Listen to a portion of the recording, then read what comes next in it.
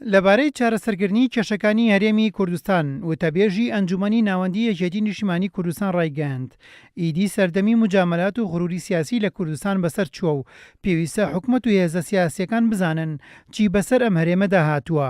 ڕاشیگەیاند ئەوەی ڕووی داوە دەرەنجامی نەبوونی پلانێکی دراسەکراوی استراتیژی بڕیارلێدراوی هاوسەنگ بووە لەم وڵاتەدا.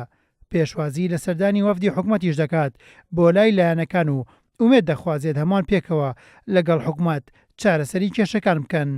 بەڕای ئێمە سەردەمی مجاملات و بێدەنگی و غڕور بەسەر چوو و پێویستە هەم حکوومەتی هەرێمی کوردستان هەم هێز و لایەنە سیاسیەکان بزانن چی بەسەر ئەم وڵاتە هاتووە و بۆچی ئەوەی کە ڕووی داوە بۆچی ڕووی داوە.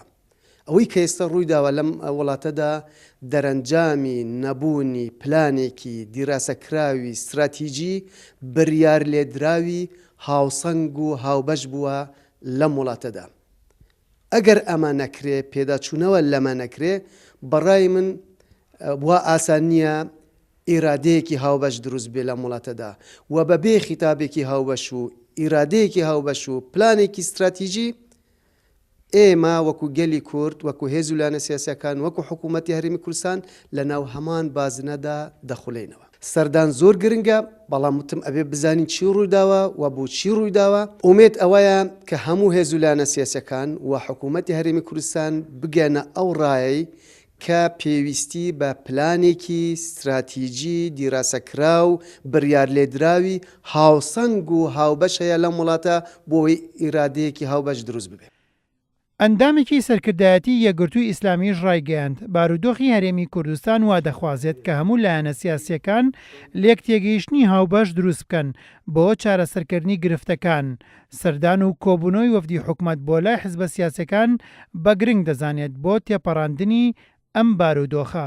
بارودۆخی هەرێمی کوردستان وا خوازێت کە هەموو لایەنە سیاسیەکان لێک تێگەیشتنی هاوبەش دروست بکەن بۆ ئەوەی ئەو بارودۆخەنە هەموارەی کە هاتوۆتە پێشەوانێ بە یەک پرۆژەی هاوبەشەوانێ و بە یەک دیدی هاوبەشەوانێ بڕۆینە بەغدا لە بەغدا کە چارەسەری کێشەکان بکرێت.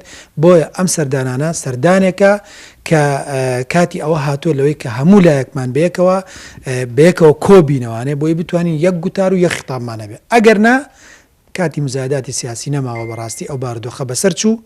کورد لە ڕووی ئەقلیمی و لە ڕووی دەولی و لە ڕووی ناوخۆیشەوە وەزعمان خراپە. ئەگەر بێت و ناوخۆیەکەمان چاک نەکەین بارودۆخەکەمان بەرەونە ئارامتر دەڕەوە. ئێمە هەموو دانیشتنیەک و لێک نزیک بوونەوەیەکی لایەنە سیاسیەکان و حکوومەتمان لە یەکتری پێ باشە چونکە هەموو لێک دووریەک پانتاییەکی لێکتێنە گەیشتنی زیاتر لە نێوانمانە دروست دەکات. هەموو ئەمانەش دوای ئەبن بە دەردەیەکی تر ئەچنە سەر دەردەکانی تی کێشەی هاونیشتیمانی لە هەرێمی کوردستاندا. بڕیارە بەم نزیکانە وەفدێکی باڵای حکوومەتی هەرێم سەردانی حیزب و لایەنە سیاسیەکان بکەن کە ئامانج لەو سەردانەش کۆبوونەوە و لێک تێگەیشتنە لەگەڵ لایەنەکان لە پێناو چارەسەرکردنی کێشەکانی هەرێمی کوردستاندا.